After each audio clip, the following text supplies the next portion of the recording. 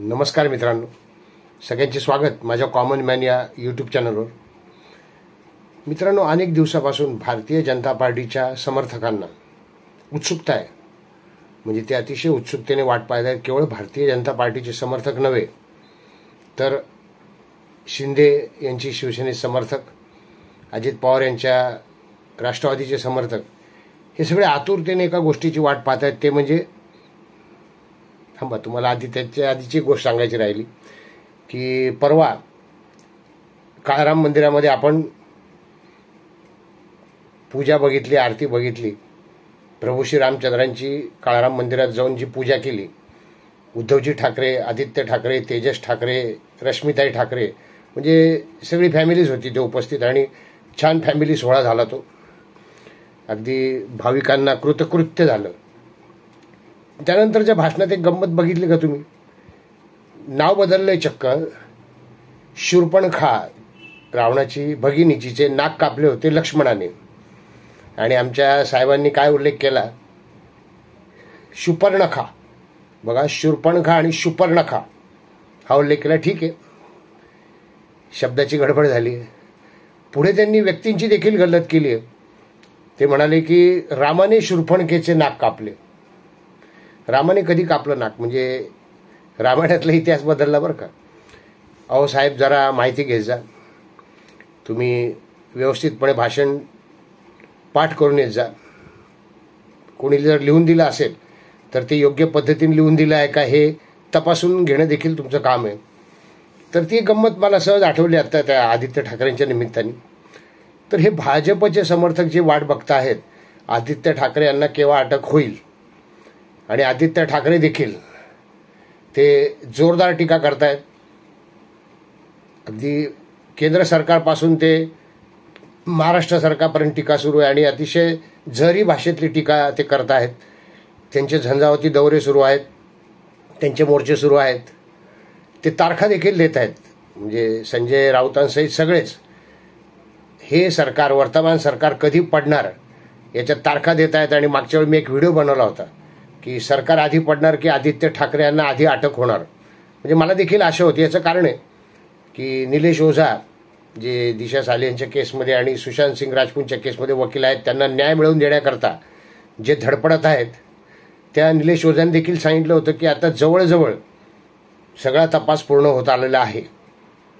आणि आदित्य ठाकरे यांचे लोकेशन दिशा साली यांच्या सोसायटीपाशी मिळालेले आहे, तिच्या रूममध्ये मिळालेले आहे, आणि लवकरच त्यांना अटक होणार आहे. त्यांनी त्याकरता पुरावे दिले. जरी त्यावेळेच्या सरकारने, आघाडी सरकारने पुरावे नष्ट केल्याचा प्रयत्न केला असला, म्हणजे त्या सोसायटीच्या रजिस्टरमधले, व्हिजिटर्समधले रजिस्टरमधले पाने फाडणे, CCTV फुटेज गायब करणे, अशा अनेक गोष्टी केल्या आहेत पुरावे नष्ट करण्याकरता. मात्र मोबाईल लोकेशन, टॉवर लोकेशन मात्र ते नष्ट करू शकत नाहीत. आणि ते आदित्य ठाकरे यांचे योग्य ठिकाणी मिळालं आहे. आणि म्हणून सगळेच आतुरतेने वाट बघत होते की आता आदित्य ठाकरे यांना अटक होणार काय, दिशा सालियान आणि सुशांत सिंह राजपूत यांना न्याय मिळणार काय म्हणून. पण सध्याची राजकीय परिस्थिती बघता माझ्या एक लक्षात आलंय की हे कठीण आहे, केवळ अशक्य असं म्हणता येईल सध्या. याचं कारण आहे की सगळ्यात पहिली गोष्ट, आपल्या देशामध्ये सहानुभूती फार पटकन मिळते.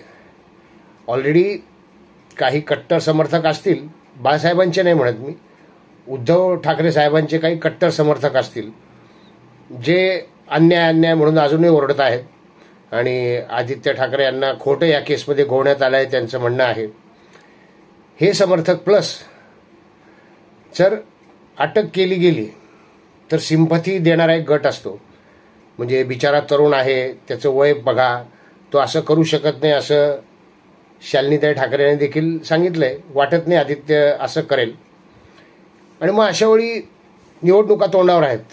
होय, निवडणुका तोंडावर आहेत आणि त्यावेळी आदित्य ठाकरे यांना अटक करण्याची रिस्क, आदित्य ठाकरे काय, मी तर याच्या पुढे जाऊन म्हणतो की कोणालाच अटक करण्याची आता तरी निवडणुका होईपर्यंत रिस्क घेणार नाही. लोकसभेच्या निवडणुका तोंडावर आहेत आणि सिंपथी कार्ड मिळू नये, कारण भारतामध्ये सहानुभूती फार पटकन मिळते एखाद्या व्यक्तीला आणि त्या व्यक्तीचे सगळे अपराध माफ केले जातात, सगळे गुन्हे माफ केले जातात आणि केवळ सहानुभूतीपोटी लोक त्याला मत देतात. ती सहानुभूती मिळू नये अशी केंद्र सरकारची इच्छा नक्कीच असणार आहे.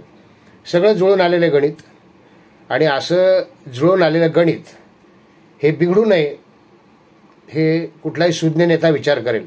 केंद्रातील असो किंवा महाराष्ट्रातील सरकारमधील नेता असो, तो असाच विचार करणार. आणि शिवाय दुसरी गोष्ट अशी आहे की कायदा, तुम्ही जरी अटक केली एखाद्या व्यक्तीला तरी तिला जामीन मिळवण्याचा जो कायदा आहे ना, जामीन मिळवून देण्याचा कायदा, वकिलांची फौज उभी राहते जामिनासाठी, आणि ती व्यक्ती गुन्हेगार असली तरी देखील कायद्याला जामीन देणं भाग आहे. आणि जामीन जर मिळाला तर हे लोक खूप रान पेटवतील, हे लोक खूप आरडाओरडा करतील. आणि जामीन मिळाला याचा अर्थ जनतेचे गैरसमज होते बरं का. जामीन म्हणजे तर कोर्टाने तात्पुरता दिलेला दिलासा असतो. केसचा तपास पूर्ण होईपर्यंत किंवा केसची कार्यवाही सुरू असते तोपर्यंत एखाद्या व्यक्तीने जेलमध्ये राहू नये म्हणून त्याला जामीन दिलेला असतो. कारण तोपर्यंत तो आरोपी आहे, त्यांनी गुन्हा केला आहे सिद्ध झालेलं नसतं. आरोपी असतो पण गुन्हा केलेलं सिद्ध झालं नसतं, आणि म्हणून जामिनाची सोय आहे. तर जामीन मिळाल्यानंतर ही लोक रान पेटवतील, यांना जामीन मिळणारच आहे. त्यामुळे ही कायद्यातली जी पळवाट आहे ना जामिनाची, आपल्या देशातील लोकांची अशी गैरसमजूत आहे की जामीन मिळाला याचा अर्थ निर्दोष सुटला. होय, तुम्ही बघितलं असेल की इतक्यातच अनेक नेत्यांच्या अटका झाल्या आणि त्यांना जामीनही मिळाला. काही नेत्यांना लवकर मिळाला, काही नेत्यांना उशिरा मिळाला.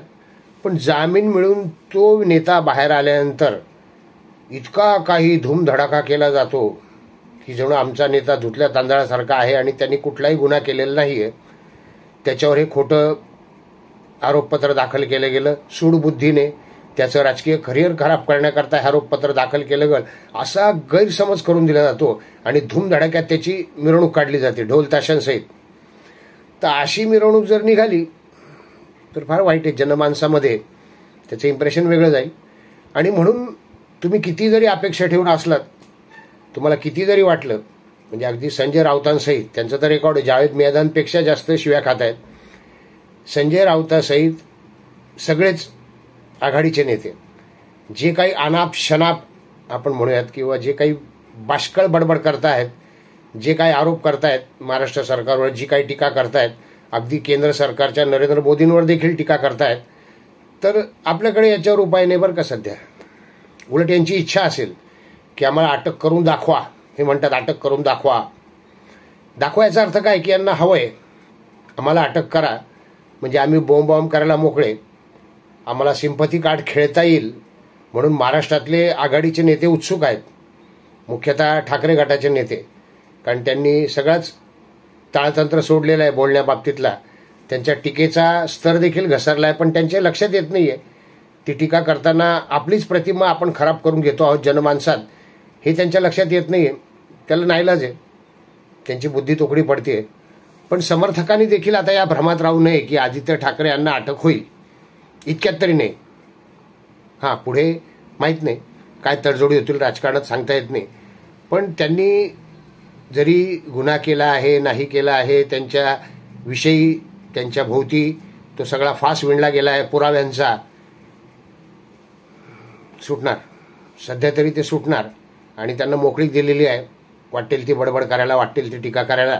कारण नरेंद्र मोदींना हेच करायचं आहे. नरेंद्र मोदींना त्यांना अजून बोलू द्यायचं आहे. बोलूनच ते स्वतःची पद घालवणार आहेत, बोलूनच स्वतःची मतं घालवणार आहेत. आणि तेच हवंय. अटक करून सहानुभूती देण्यापेक्षा, सिंपथी कार्ड खेळायला देण्यापेक्षा हे जास्ती सोपं आहे त्यांना मोकळं सोडलेलं. आणि मग एकदा निवडणूक पार पडली की सगळंच समर्थकांच्या मनातलं होणार. समर्थकांच्या मनातलं होणारे म्हणण्यापेक्षा न्याय मिळणार आहे, पण अजून त्याला वेळ आहे. व्हिडिओ आवडला असेल तर लाईक करा, शेअर करा, सबस्क्राईब करा. भेटूयात नवीन व्हिडिओत कॉमन मॅनसह. धन्यवाद.